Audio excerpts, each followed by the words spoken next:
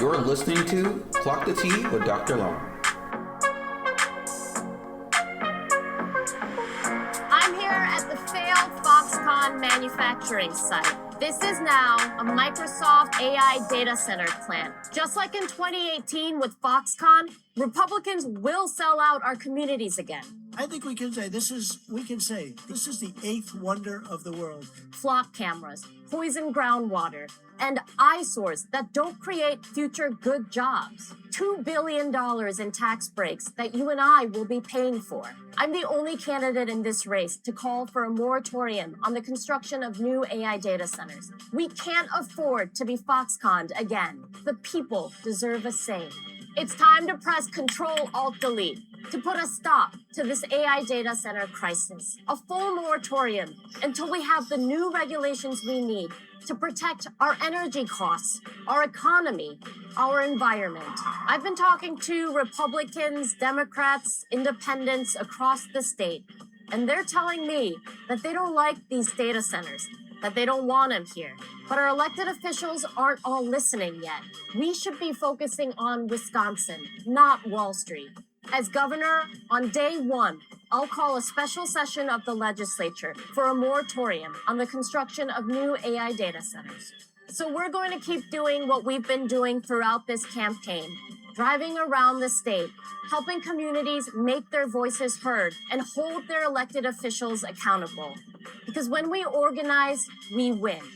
And until we have the regulations in place, we're pulling the plug.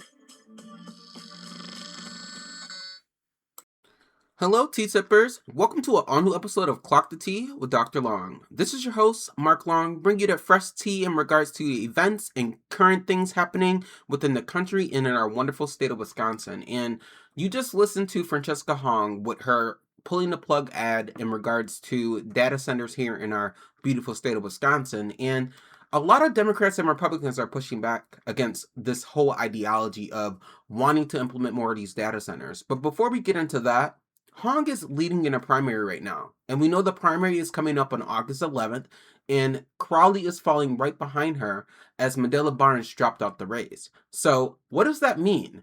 Do people need to get behind Hong? Do people need to get behind Crowley? Is there opportunity for a different ticket that we're not even thinking of? This is Clock the Tea with Dr. Long, and we're going to spill right in a minute here, but first, let's get into this next clip in regards to Francesca Hong talking about what it means for her to be governor. Take a listen to this. Talk to me about how you campaign in a place like Wisconsin on your platform. You campaign by going to communities in every corner of the state, rural, urban, suburban, and you go and listen to the voters and affirm the different struggles, how they're feeling, what they want for themselves, their families, and communities. And most folks want to be able to care for themselves. They want to be able to afford to live in Wisconsin. And I think many people are starting to feel that the economic system now is deeply rigged against them, and they deserve an affordable Wisconsin that actually puts government as a force of good, and it puts working class people first.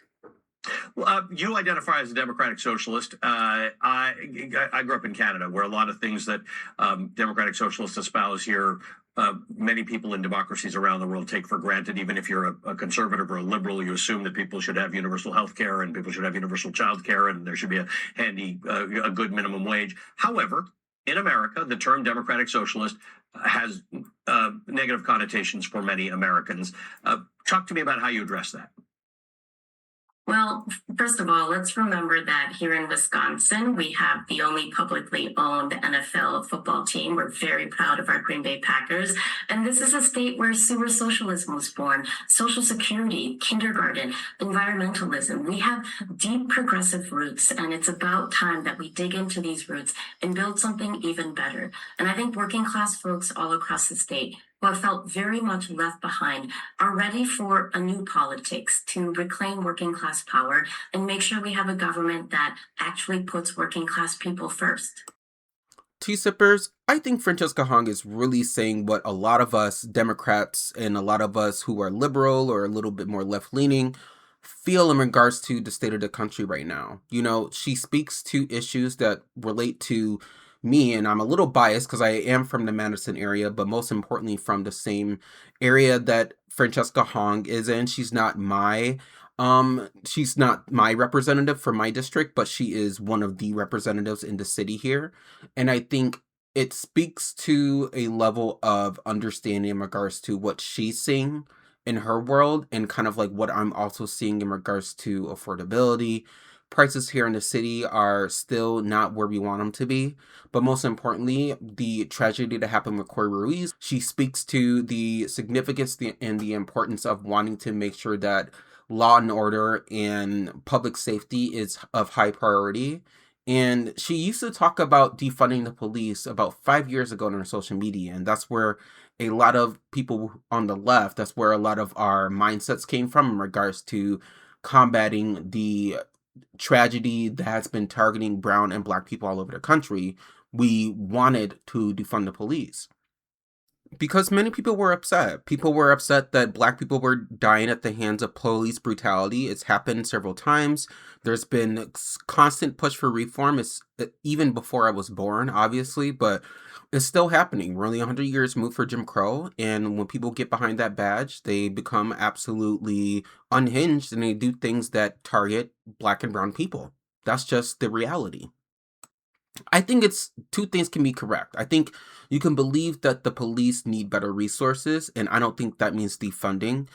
But you can believe that the police need to do better in regards to how they approach certain situations, maybe a sense of training where it requires you to kind of focus on your biases. And I think Francesca Hong would prioritize that.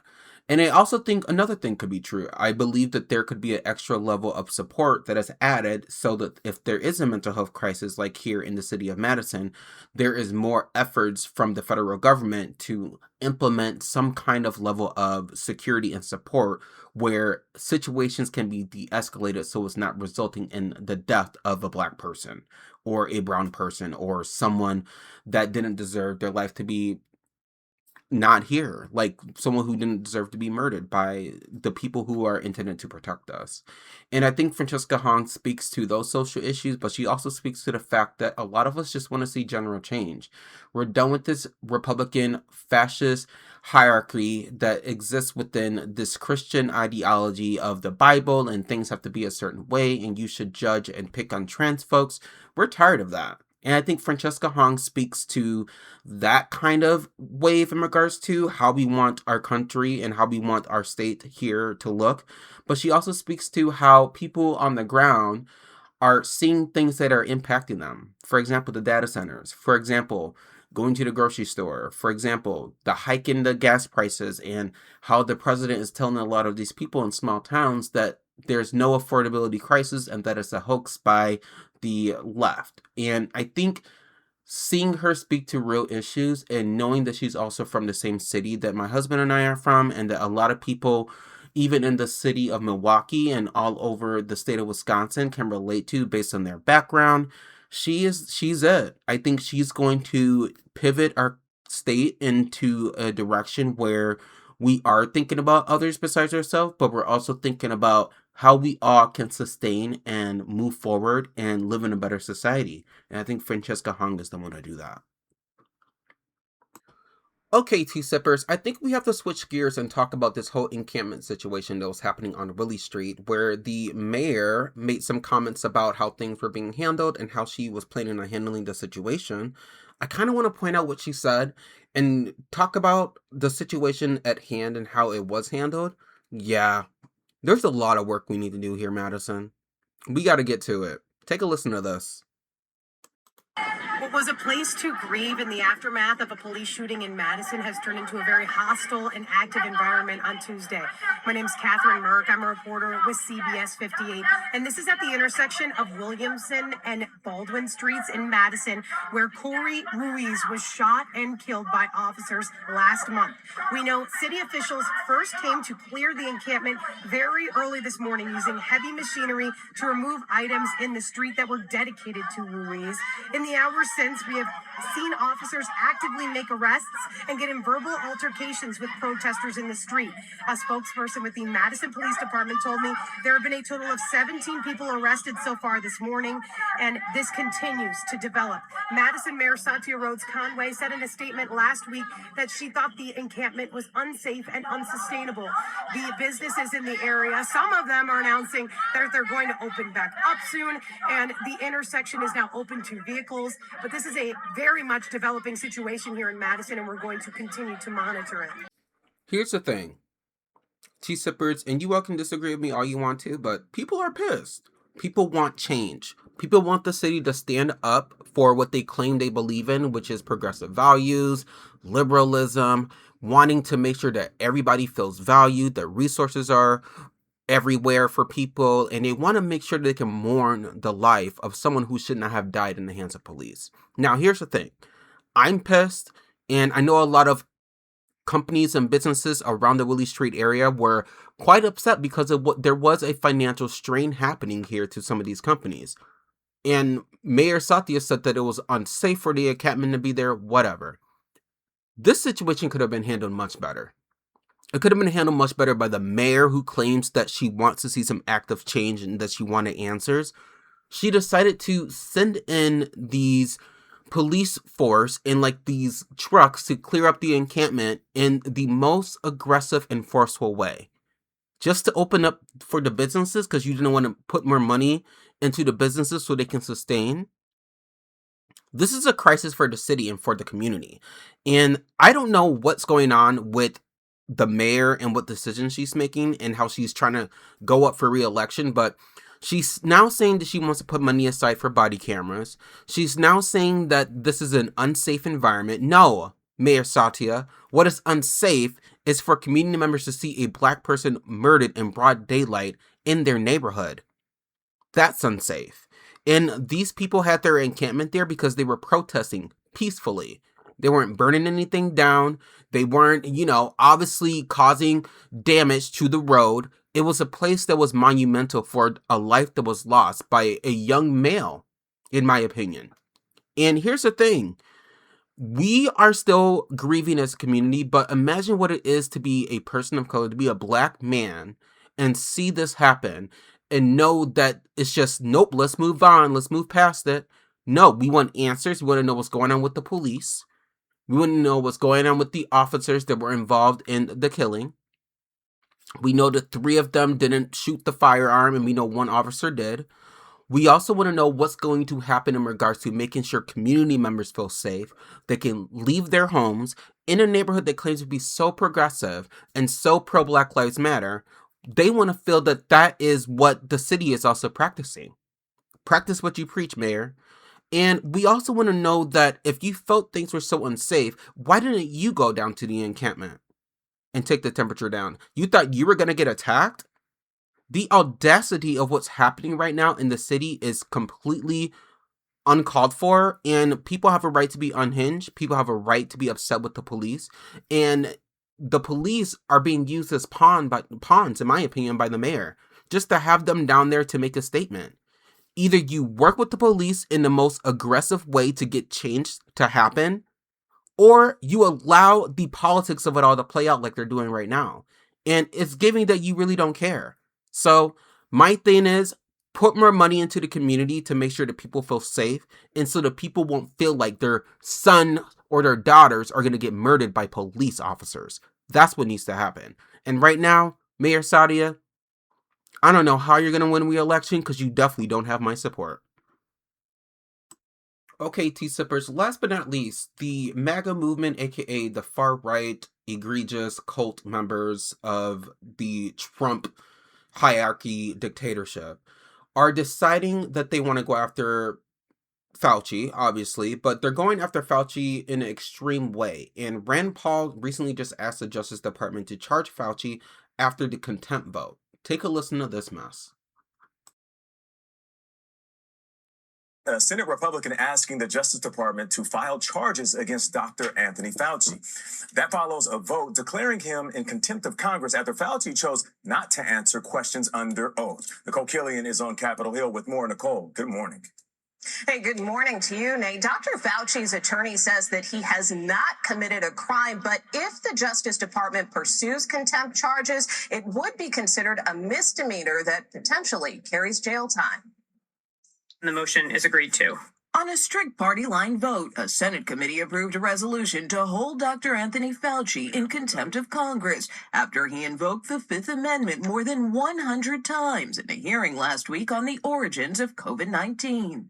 I will invoke my right under the Fifth Amendment of the Constitution to refrain from answering your questions. Thank you. But in a rare move, Chairman Rand Paul delivered the referral directly to the Justice Department rather than waiting for a full vote in the Senate. It doesn't have to go to the House, doesn't have to be signed by the president, and really doesn't have to go before the Senate. Fauci's attorney accused Senator Paul of carrying out a personal vendetta and called the vote a crude political stunt intended to punish Dr. Fauci for exercising his constitutional rights. At the White House, President Trump suggested his former coronavirus task force advisor should be prosecuted. What he did is far more serious than a lot of crimes, frankly. If Fauci is charged and convicted of contempt, he could face up to a year in jail and a $100,000 fine. Former President Biden preemptively pardoned him before leaving office. It only immunized Fauci from prosecution for things that he did up until the point Biden left office. So it leaves open the possibility that Fauci could get prosecuted from testimony. Senator Paul isn't ruling out the possibility that the full Senate could eventually hold a contempt vote, but he said he wanted to refer it to the Justice Department now, considering it could be much harder to get the votes. All right. Wow. Child, they're doing it again. They're going after scientists, and they can't even get Todd Blanche nominated for his role because he's mischievous and claims that he's Trump's lawyer, and that's how he's acting, and that's rubbing Republicans the wrong way. They can't even get their job done there, and they're trying to deflect from the Epstein files by focusing on Dr. Fauci, as if Dr. Fauci is challenging God. So let me be abundantly clear here. Believing scientists isn't radical. It's like a rational thing to do. These are people who dedicate their entire lifetimes to understanding viruses, vaccines, ecosystems, mental health, public health, the list goes on. And they're not out here just winging it. They're basically doing this based on knowledge that they acquired over time. They're not consulting with vibes. They're not flipping through a dusty binder labeled, "What would my feelings say?" No, they're using actual evidence and data and peer-reviewed articles and decades of trainings to keep society functioning. And yet somehow we're living in an era where certain politicians treat scientific expertise like it's a personal insult. The Republican attacks on Dr. Fauci right now, my goodness, it's giving history class cautionary tale. It's giving we didn't learn a damn thing from the 20th century. It's also giving like we're repeating patterns that every historian has already warned us about, you know? Because when you target scientists and doctors and researchers, mental health professionals, for basically not doing their jobs based on feelings, you're not really engaging in governance. You're kind of nitpicking at someone's actual profession. You're engaging in some kind of intimidation, and I'm speaking directly to the Republicans. They're engaging in intimidation. They're punishing people for telling the truth. They're undermining the very people who protect public health. And historically, this kind of behavior has shown up in regimes, right? It's shown up in Nazi Germany. It's shown up as a way for people to scapegoat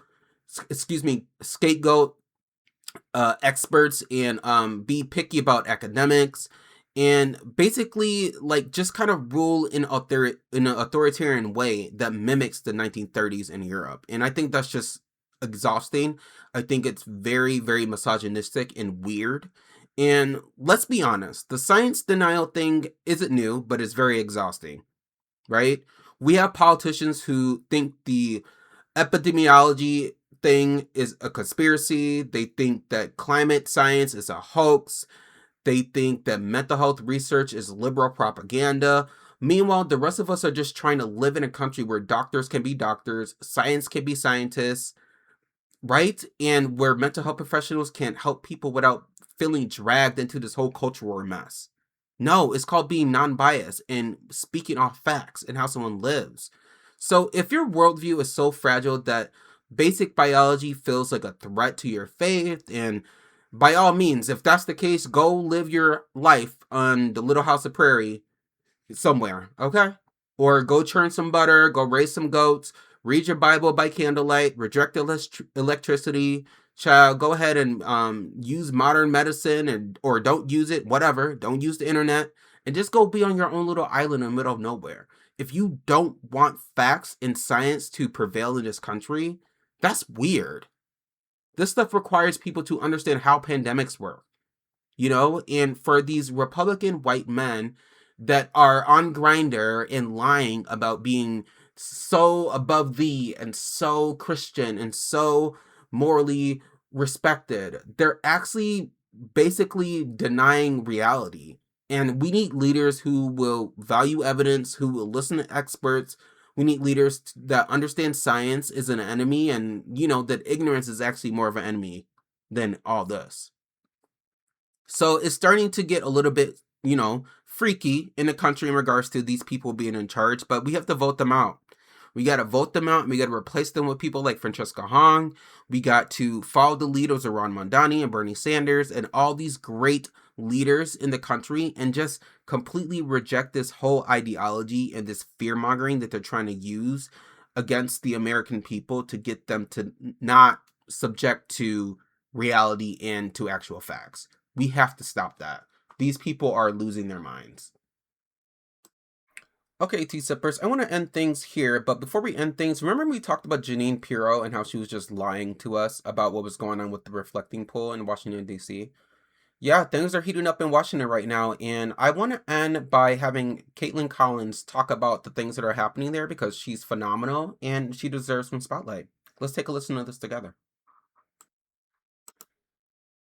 It's this drained reflecting pool behind me that is at the center of so much drama inside the Trump administration right now.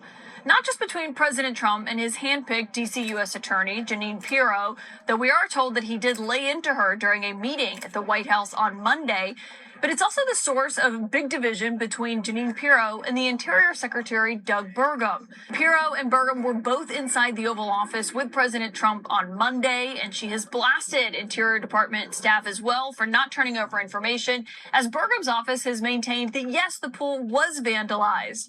Well, Jeanine Pirro brought boxes of evidence to back up her claims at the White House that says she shows it was shoddy workmanship during the renovation that caused the damage, not vandalism, as Burgum and the president have both maintained. We're told during that meeting that Jeanine Pirro did not offer to resign, and the president didn't fire her, though she is certainly on thin ice with the White House. It's this drained reflecting pool behind me that is at the center of so much drama inside the Trump administration right now. Not just between President Trump and his handpicked D.C. U.S. Attorney, Jeanine Pirro, though we are told that he did lay into her during a meeting at the White House on Monday, but it's also the source of big division between Jeanine Pirro and the Interior Secretary Doug Burgum. Pirro and Burgum were both inside the Oval Office with President Trump on Monday, and she has blasted Interior Department staff as well for not turning over information, as Burgum's office has maintained that, yes, the pool was vandalized. Well, Jeanine Pirro brought boxes of evidence to back up her claims at the White House that says she shows it was shoddy workmanship during the renovation that caused the damage, not vandalism, as Burgum and the president have both maintained. We're told during that meeting that Jeanine Pirro did not offer to resign, and the president didn't fire her, though she is certainly on thin ice with the White House. Well, there you have it, T-Sippers. Obviously, there's theater happening with this reflecting pool in D.C. between Jeanine Pirro, who lied to the American people, and also this administration just doing this cover-up thing because they don't want to look bad to the public. They're treating this like it's The Apprentice. How can they lie and scheme? What can they make up? What can they get away with? When someone who is a loyal MAGA person brings you evidence and says, actually, the poll was damaged because of a shoddy job, you might want to be like, oh, well, they're a loyalist. I think I might agree. I'm shocked that Pirro thought that she was going to be off the hook with Donald Trump. Donald Trump is no one's friend. He is an egotistical maniac. He doesn't care about people's feelings. And I hope she didn't think that she was going to leave there convincing the president and the team that they're liars. No, girl, you're a liar. and so is the entire administration. And I think this is just the reason why we need to vote. Get to the polls this year, to the pool if you can, it's still summer. But get to the polls this summer, and make sure you get to the polls in November as well, because we got to start making some change to get these idiots out of here. Thanks for listening to another episode of Clock the Tea with Dr. Long. You know I bring in a fresh tea next week, and every week, and specifically next week, we're going to get into the primary in regards to the governor's race. So hopefully you'll be tuned in for that. Bye.